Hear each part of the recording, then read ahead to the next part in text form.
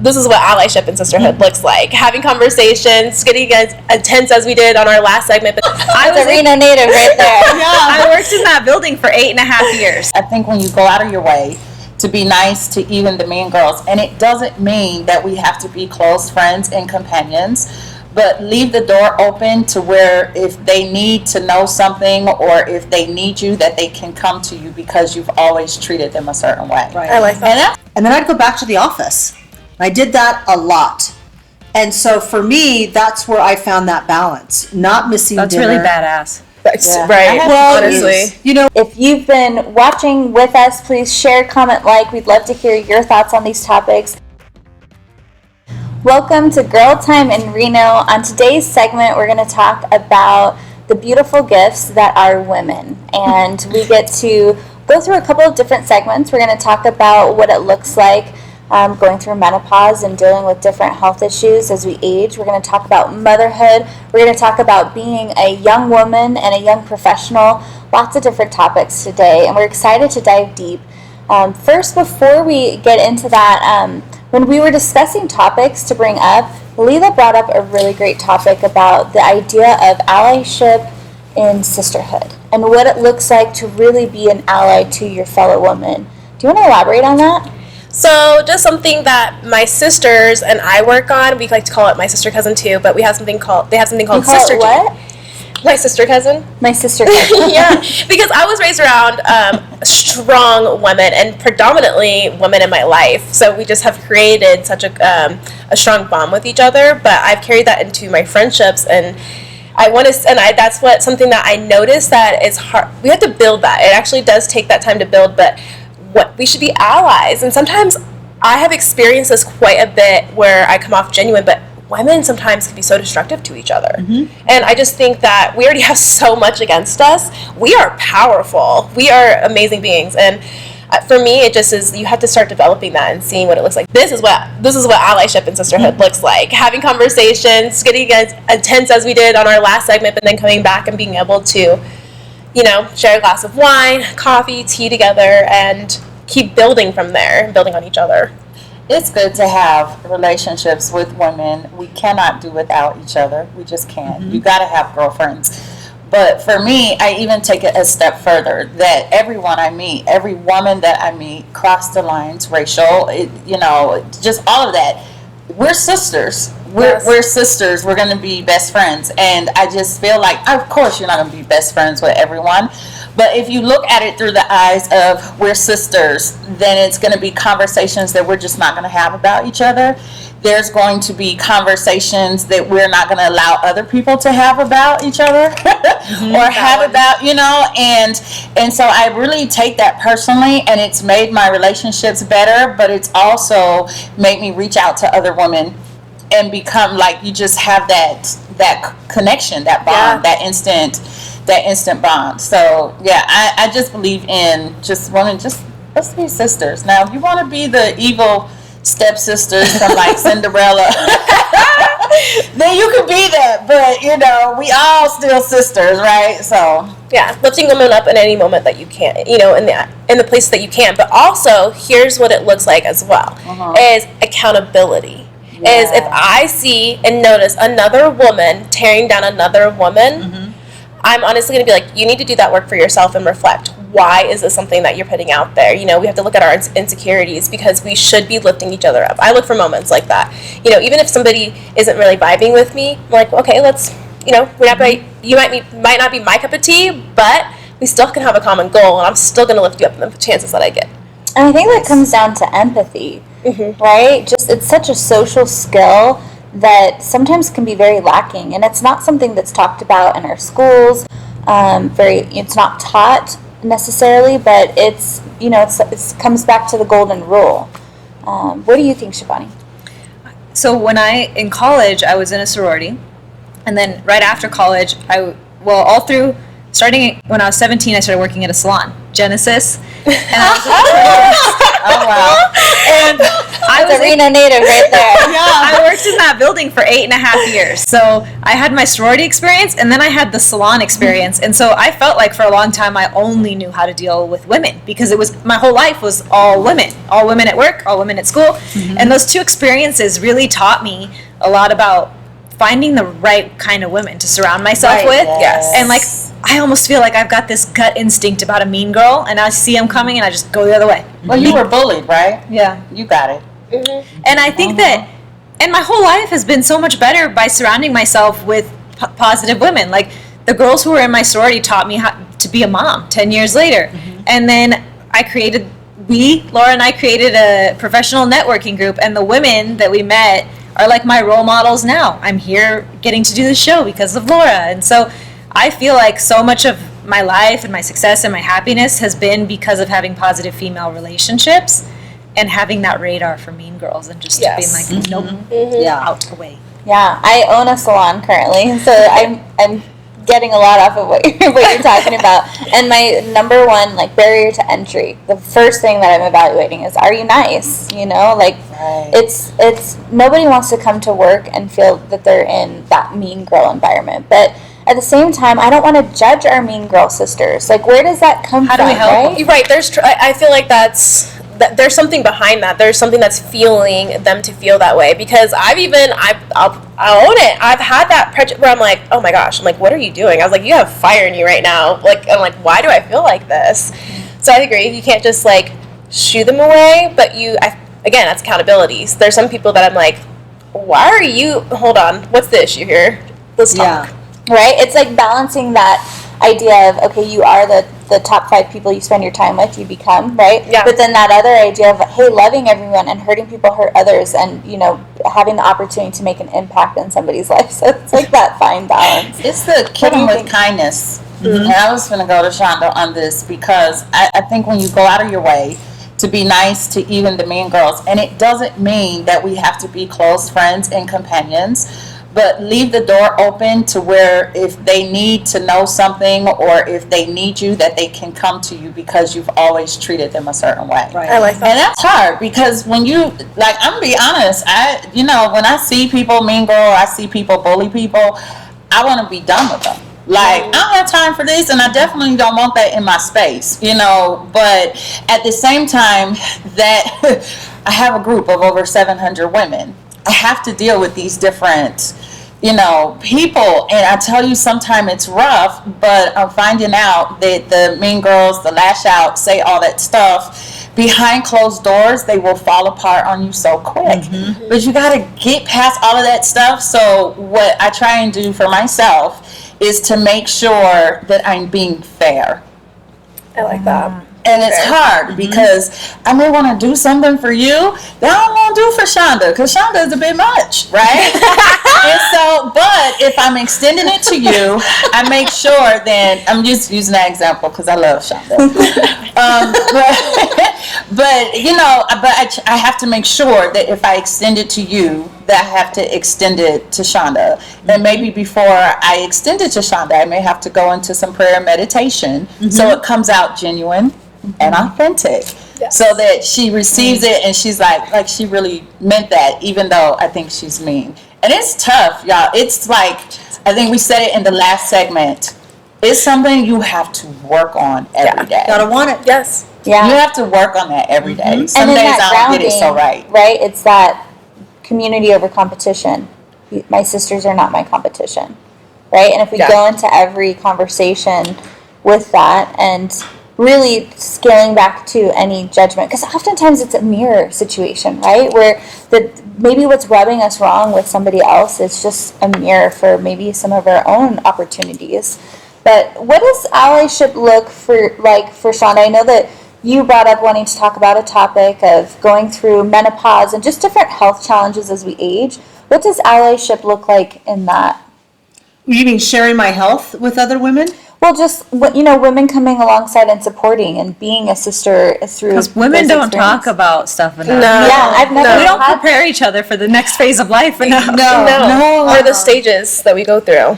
So, I mean, well, when my mother died, I went instantly into menopause. And of course, my mother was gone, so I had no I one. didn't know that trauma could trigger it.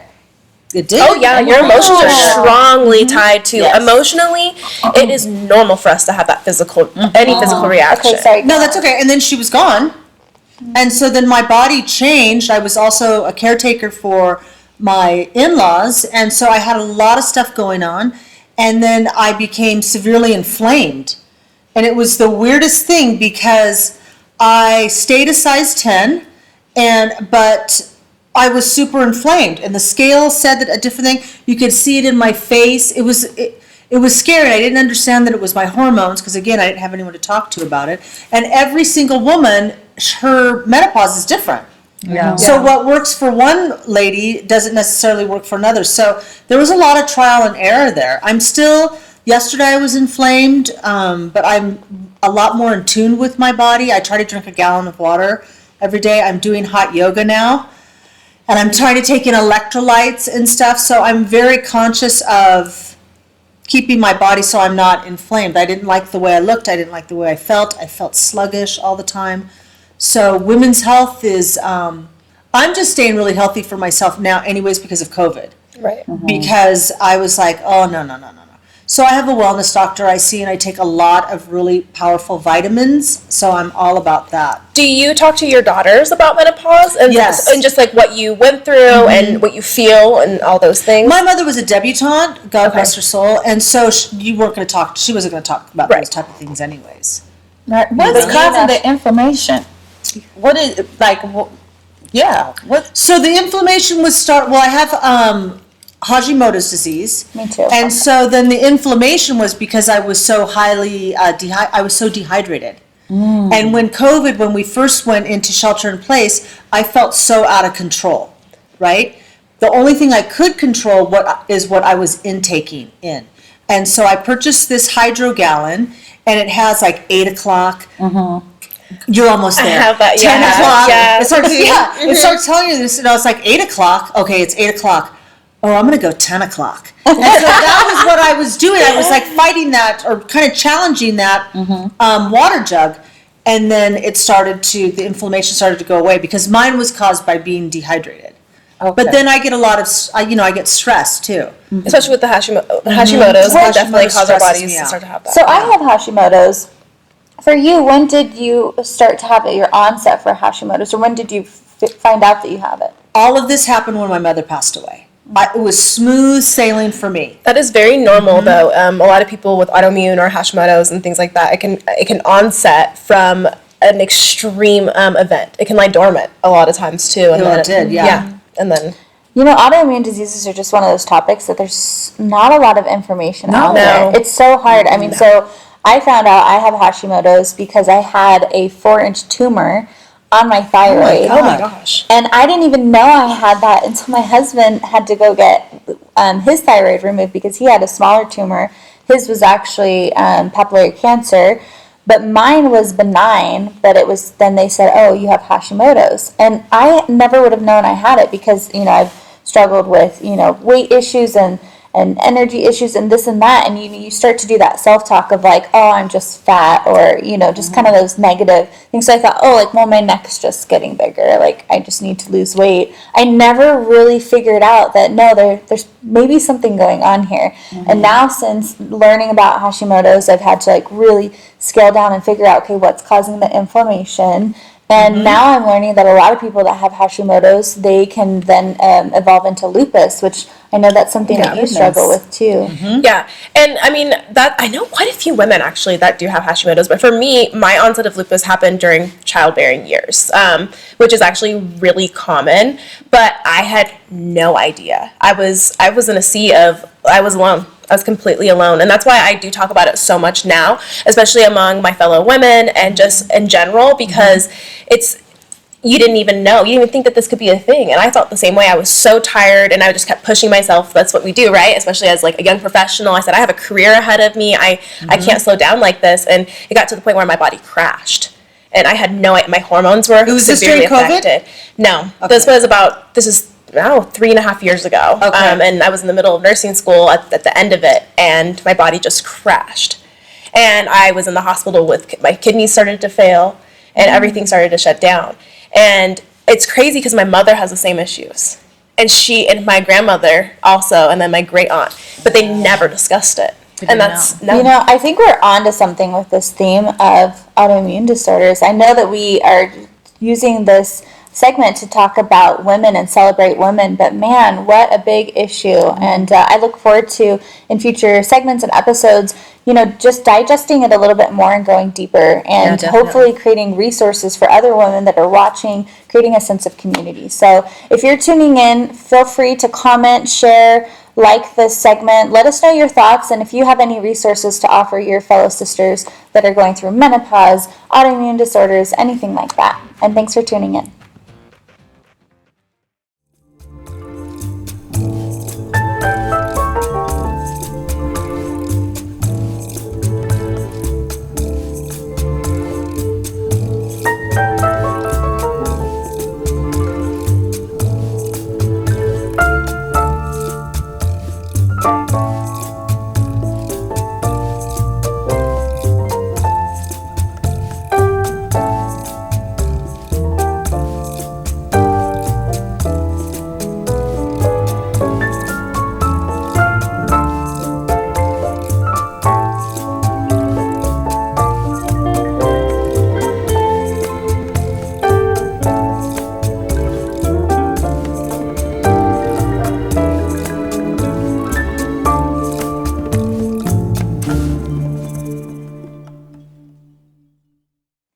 Welcome back to Girl Time in Reno. On today's episode, we're celebrating women. And I wanted to start off this segment acknowledging one of our Girl Time Reno sisters, Shannon Benetti. When we first started this project, she was on our very first episode. Shannon, you are just someone that I love and respect so much. And I just wanted to start off this segment acknowledging her, because Shannon actually had to make the really tough decision to choose to not go forward with the show, because she was choosing to spend time with her son, and it was just a juggling act, and ultimately she chose to put her family first. And I really celebrate that, and I think it's a real issue that so many times we're faced with as moms, you know, juggling and wearing so many hats and prioritizing our career and our family life, and bringing in the idea of allyship in sisterhood, right? Celebrating that, you know, one woman can choose to stay home with her children, or one woman can choose to even not have children, right? It's just such a layered topic. So Shivani, I know that you're a working mom. How has it been for you juggling so much? I mean, can I just also acknowledge you? You're such an amazing professional. Yes, and yeah, really Shivani was inspiring. actually just celebrated for being the top producer in her company, and even regionally, right? Or is it Nationally. So way to go. And you also have 2 little ones at home, and you're a wife, and you know, you're in the community, involved in so many different ways. How do you balance it all? I have so much respect for Shannon, because I think saying no to something and recognizing that her baby's only going to be small for so long, I'll probably cry talking about it, but I commend her, because they're only going to be small for so long, and I'm making choices that mean I miss a lot with my boys, and I hope that there'll be things they get from it too, but it is so hard to always have to be making these choices. To succeed means missing dinner again with them. Or I recently started carving out Wednesday afternoons where I don't give a shit who doesn't close, what gets delayed, what's going to happen. I'm picking the boys up from school on Wednesday. It's going to be my face one day when they get out of school that they see. And it's made the hugest impact in my life, because it's a time, you know, I have this special one-on-one time with them. But I do think that it's such a hard thing to navigate and to know how to make the right choice that I'm not going to regret years later. I mean, I grew up with 2 parents who worked a ton. Like, my mom worked a lot. And so that's what I thought is normal. And then I think, like, how will my boys look at women because their mom worked so much? What's their perception going to be? And then also, what things should I start saying no to? When should I be more like Shannon and be like, no, this opportunity can wait. They're only going to be small so long. And it's my never-ending struggle. Never-ending. and the guilt, right? So when I started La Di Da Beauty, it was just me, a makeup artist, and my goal was to have one wedding a month. And Ava was, an infant, and I loved staying home with her. That's when I first met you. Yeah, yeah. And it was just such a joy, and I'm so thankful for that time. I mean, I nursed her for 14 months, and I never had to have her in daycare. And so as she grew, then my business slowly grew, and it was a really comfortable process. And it was just such a gift. I'm very thankful for that time.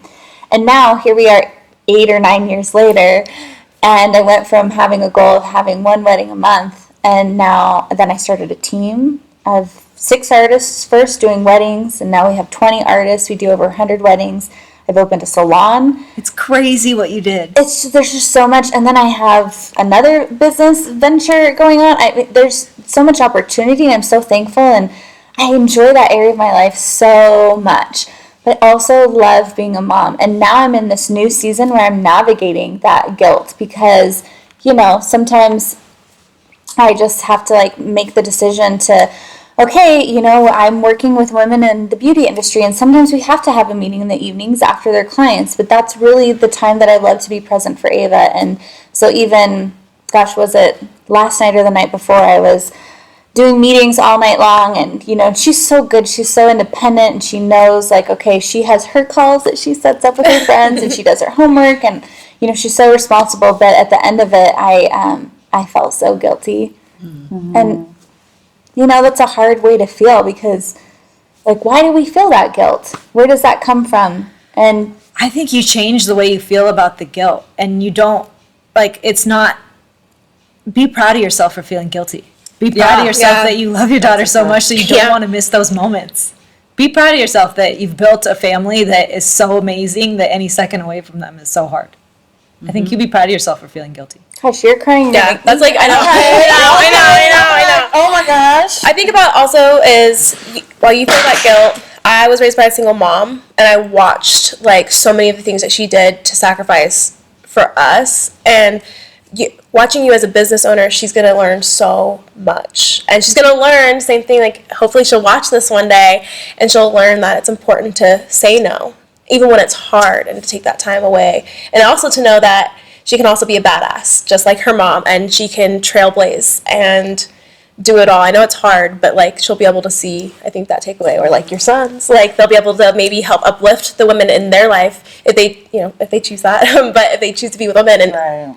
and navigate, be you know what? No, you take a break because you work so hard. I would love if at least one of them chose not to be with women. So When I was in corporate, I would go home after work. I did escrow for 11 years. Oh, what yes, this I industry's know. like. It's horrible. It's tough, but the money's good, and I actually loved it. So I would go home. I'd have dinner with my family. I would bathe my children, bathe my daughters. I would read them their stories, do their homework, read them the stories before they go to bed. And then I'd go back to the office. I did that a lot. And so for me, that's where I found that balance. Not missing dinner. That's really badass. That's Yeah. right. Well, honestly, you know what? You got to do what you got to do. I had to choose. So I was a cosmetologist here in Reno. My husband. This makes so much sense. He Why yours moved. look so amazing. I know, truly. Oh, it's all Flawless. So he moved, his job promoted him. We moved to Las Vegas. I decided not to do that anymore, and I actually started working for one of the senators So we were deciding on our family. We had just got married. And I said to him, I think we should start our family, because if I start, they started wanting to promote me and stuff. Mm-hmm. And I said, if I start doing this and I get to the height of it, I'm not going to want to stop to have a family. And I asked him, I said, well, you stopped to, you're moving, you're going, are you going to want to stop? And he looked at me like I was crazy, no, we're going to stop. And so I go, we need to start now. So we didn't know we were going to have twins at first. So we have twins, and once we started looking at the financial aspects of it, I had to come off of my job. Now, I was used to working 2 jobs, 12, 14-hour days, So it was very difficult because I had to put trust in him, and I had to, some of that strong woman stuff had to like, it was like, I'm always taking care of myself. So it was very difficult. And I chose to stay home with my twins. It was the hardest thing I ever did in my life. And I tell them to this day, like, we're just going to cry on this episode. It's girl time. I wanted them to experience having a good mom. So when I woke them up, I made sure I was smiling and good morning. And, every day I was that mom. But when I tell you, I was almost depressed because I was such a go-getter and I was such a woman that was out there, I was in the community, and all of it came to a screeching halt. And then I'm looking at my husband walk out the door and advancing his career and he's growing, and I felt like, wow, I'm watching the Wiggles all day, and I'm watching Bear in the Big Blue House, and I'm making schedules. And at night when he came home, it was a factory in our house. We had to, and I did nurse for 6 months. I couldn't take any more with the twins. For 6 months, you deserve an I couldn't take it. And so it was like a factory. Come on, when I put them down to bed, we're making bottles and we're cleaning up, we're straightening up for the next day because my day had to be just so, or it would be a disaster for me. It was so depressing. I think they were about 4 months old. I sung too, and I would travel to sing, and I did some traveling, and I sat there in Atlanta while I was sitting there. Tyler Perry was there. Oh. And I just had this moment where it was like, do you really want this life, or do you want to stay home and take care of your children? And in that moment, I was like, I don't want anyone else taking care of my children because I want to make sure that I can protect them the best way that I can. And protection was big for me, just making sure they were safe and that no one mishandled them or messed with them or molested them. And so I chose to come up off of my career. And even when I started back, they were older. My youngest son, with me being away, started acting up. He just started acting up. And I just was like, I just can't right now because I don't want to. Do I go and pursue my passion and then my son is like going to prison or he's getting into stuff that, we could have stopped had I been more present. So I had to make those tough choices. It was hard. I cannot say I enjoyed it every moment. I was depressed a lot, and I didn't realize that I was depressed a lot. When I did get a chance to get out the house, I would just my husband was like, you're so happy, and then you come home. And I'm like, because I have to work. It's like work, it's not comfort. There are days I woke up in the middle of the night and would just start crying. He's like, what's wrong? I'm like, the house isn't clean. I cleaned all day, I washed all day, and then when you came home, it was a mess. And it really took a toll on me.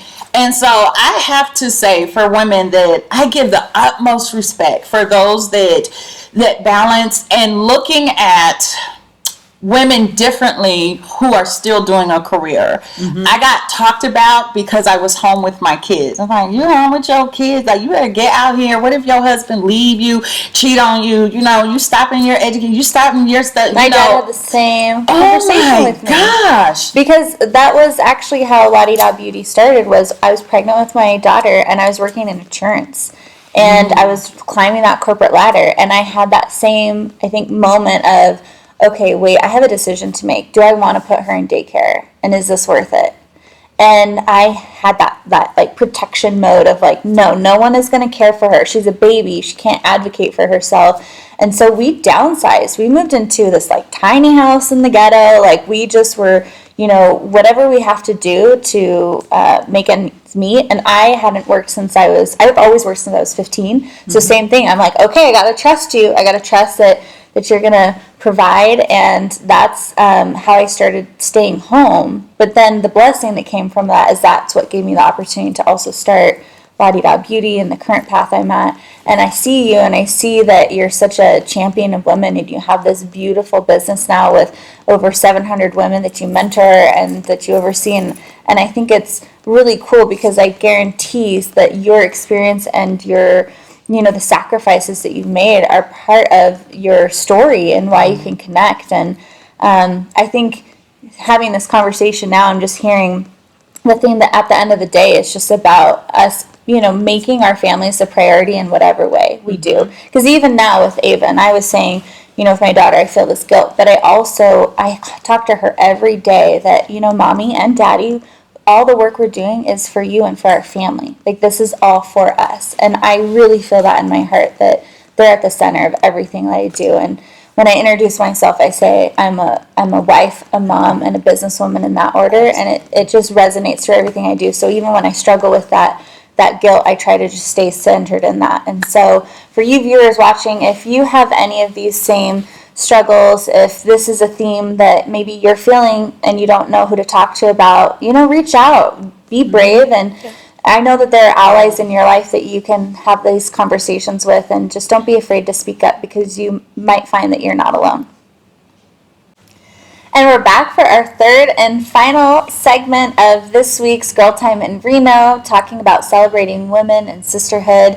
And first, I want to acknowledge Chrissy Perry with Quality Events and Design for being such a wonderful ally to our project, Girl Time in Reno, providing these gorgeous flowers every segment, every episode. Thank you so much, Chrissy. We appreciate you. We love you. And if you're watching this, take a moment, go follow, share Chrissy's page. Again, it's Quality Event and Design.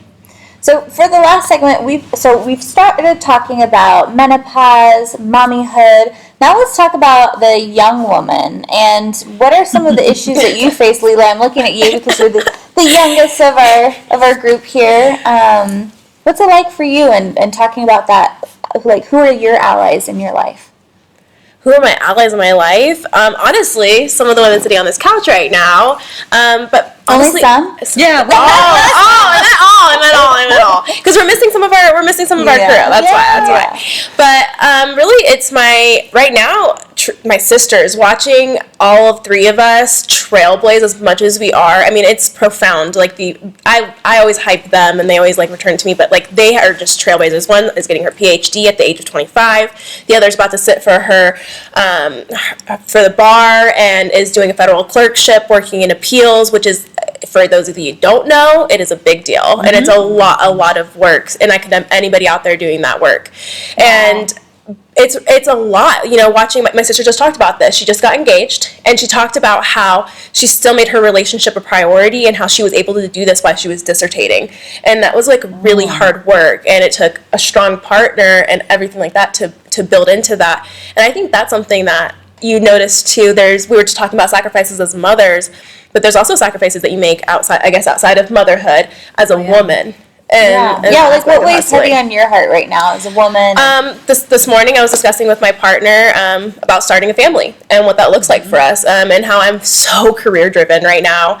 And my cousin, a male cousin, he actually said, I said, oh, well, I'm selfish, so there's no way I want to do this right now. And he said, you're not selfish, because you're making decisions that feed yourself, and when you go to decide if you want to have children, you will have been fulfilled with some of the decisions you're making before that. Yes. Mm-hmm. Oh, smart. And that changed it all up for me, and that's why I was having a discussion this morning just about when to start a family, or what it looks like if I want children, and those aspects. And that kind of set me back, because I was like, I'm going to be 27 this year, and I feel that clock. Have you spent time thinking about what life would look like if maybe you chose to not have kids? Yeah, I kind of, honestly, today it hit me that I think that might be something I'm content with not having children. Mm-hmm. We love traveling. I love working. I really do. I have such a passion for it. I am the person that you go home. You said you would go home to the office after work. I come home, and both me and my partner just break right into everything that we do for business, but we're aligned in that way. And I think that's also what shifted it, because in previous relationships too, I just didn't really have that kind of support. And he's like, go get it, whatever you want to do. We want to move. We were like, if we want to move, it's harder when you have children, or those kinds of things. But doing a career right now in my life, I couldn't have a child, and that's okay with me. I'm like, that's okay. Well, you have that choice. Yes. How wonderful to have that choice. Yeah. I remember when I first moved to Reno moons ago, I didn't have children because I had my first child at 30. And I have 2 questions. Oh, you don't have children? Are you a stripper? No. Wow. And then here's the other question that I thought I just was totally offended by. You don't have children? What's wrong with you? No People way. just come and ask you, like, what's wrong with you? The things people feel comfortable saying to women. It's like obscene. Like, what's wrong with you? Or like, when you're pregnant, are you going to breastfeed? Or after you have the baby, did you get it out of your vagina naturally, or did they cut it out? Like, I'm just checking out for groceries here. Who the fuck are you? Right, as if the C-section isn't natural. Like, how else did I have it? Would you like to have Was it it out natural? Did you have it naturally? As to... What other way can I have it? Like, it's just something about American culture. I feel like we're always asking, like, what do you do for work? And, you know, if you're dating, when are you going to get married? If you're married, when are you buying a house? If you bought a house, when are you having a kid? If you had a kid, when are you having another kid? You know, when you go over to Europe, I love French culture because there it's very rude to ask somebody what they do, and they would never ask those personal questions. And so you actually end up getting into really philosophical conversations and interesting conversations before you're ever judging somebody, let's be real, because those types of conversations, if you're talking about what someone does, the life decisions they're making, that just, I feel like it just sets you up for judgment. But if instead you get to know someone, kind of like how we did on this show, right? Yeah. Like, we all came together. I knew some of you, but we didn't all know each other. And we started having these conversations before I even learned how old you were, Leela, or, you know, what age you had kids, Shonda. So, it's so interesting. Which that's why I was like, oh wow, you know. But my sister, she started at 30, and I was like, okay, this is. I mean, I've seen it. It's all over the place, and I love what Shonda said to me with Offset, and it just was, I don't have to choose right now, and I get to choose when I want to. When you want and to. I love my partner because he was just like, well, he was actually having a hard time giving an opinion. I was like, oh, not even an opinion. It's just, I was like, how do you feel about what I just said?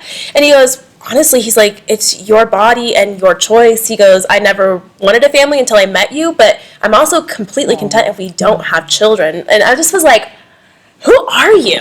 He's a good one. How did you get me, by the way? I'm so curious. At his wedding. So as everybody knows, I work in cannabis. So actually, coming after one of my classes, I was like, I had a medical card, and I went in there, and he was my bud tender. He was,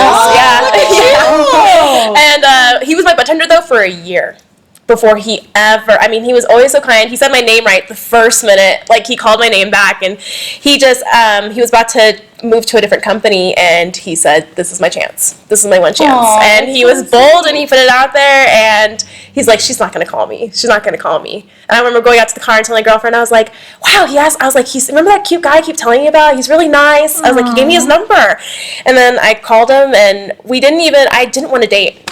That's so funny. I was so like, no, I'm good. I love my single life. I'm doing it, and we became friends, and then the rest is history. Is he still a bud tender? Yeah, he is. Nice. It was funny. Actually, the previous company I was working for, we actually ended up buying the dispensary that we met in, and it just came full circle. And now we're a power couple and just really hustle together. So that's why I love that he leaves that decision in my hands, and also doesn't make me feel guilty. It doesn't let me feel guilty. Yeah. His mom was the glue to his family. Yes, we have a great relationship. I have a great relationship, and she was the glue to their family. It's exactly what. Who was talking about Bella? Bella was talking about her mom. You know, my boyfriend's Latino, and how, she has all sons, and they all said the same thing, that she is the glue, and they just look at her so much as like the reason that they had these things and that they were both able to work is because that she was just. I hope my all she boys did. say that someday. Can I tell you something that makes such a difference? Both my daughters, their boyfriends, the first thing I say, what's the relationship with the mother? Because if they have a good relationship with their mother, they will respect my daughters and love my daughters. Yes. But what if the mother's a monster-in-law? Oh. Then, I don't know.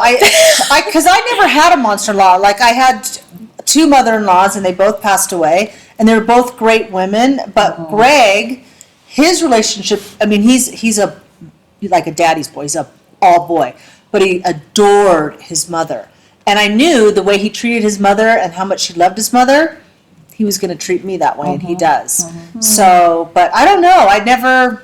That mother-in-law dynamic, I feel like there should be a class in high school about how to deal with mother-in-law. High school, not college. Maybe college. She's She's like, wait, what was I had my husband's mom. She passed away as well, but she was amazing. But there's other stories. Oh yeah. Oh, I've heard other yes. stories. And it like ruins marriages. It ruins like being a mom. Like so many people, they don't have a good relationship with their mother-in-law. It sucks. Well, I they think say about you're it 'cause marrying I'm the like, family, right? You're not just marrying Yeah. him, Right. you're marrying the family. And you don't want them to be in a place where they have to choose. Right. Never. I think Yeah. that's like, that tears them apart. It does. That's a conversation that we've shared a lot in our family, and like our dynamic is because my boyfriend's previous relationships was a lot of that because he's so close to the women in his family in general. I mean, he has 6 aunts. I mean, majority female cousins, and I mean, even my best friends all are just like, Chris is so in tune with women, and so they just know that they love how he is, and he's so respectful. And I'm like, man, and his nephews watch that, and I'm like, I love that. And I watched my nephew the other day come in and like help me and do the gestures that my boyfriend does, and I'm like, that's what it looks like. That's how we raise children in general, but that's how we show men how to respect women. Yeah, I love that. It's really about how we treat women, right, and how we treat each other. And in our last couple of minutes here, I really want to pull a Bella. Oh, nice. And segue into a topic that's a little pop culture. So, have any of you seen Framing Britney Spears by New York Times? I just started watching it. No, wait, It is- where is that on? FX? It's on Hulu. Yeah, Hulu. Oh, I don't have Yeah, Hulu. you can watch it on Hulu. And it was a really interesting documentary because I have to admit that it showed up on my social media feed so much that I said, okay, I gotta watch this show. Same. And in it, it paints the Britney Spears story of, you know, her career and obviously her growing up through a time where tabloids were really big. And at the end, you're just left wondering, like, wow, how did we judge and treat Britney Spears? You know, and I think it's such it's like a similar story to what we're talking about now. It's like, how do we judge and treat our fellow woman? And so, have any of you guys watched it? is Brittany in it? No, she's not. And because she has a conservatorship, and she can't make any like decisions about her business or her estate or anything. She has no control over her business. Even her Since health, like, I mean, they talk a lot about her mental health. Yes. It's a conservatorship that they usually give to people that have dementia. Yeah. But I think she's the Frances Farmer of our time. Because Who's Frances Farmer? Frances Farmer had a similar thing. She was an actress back in like the 30s or 40s, and she's very beautiful, but she was headstrong, and her mother had her committed.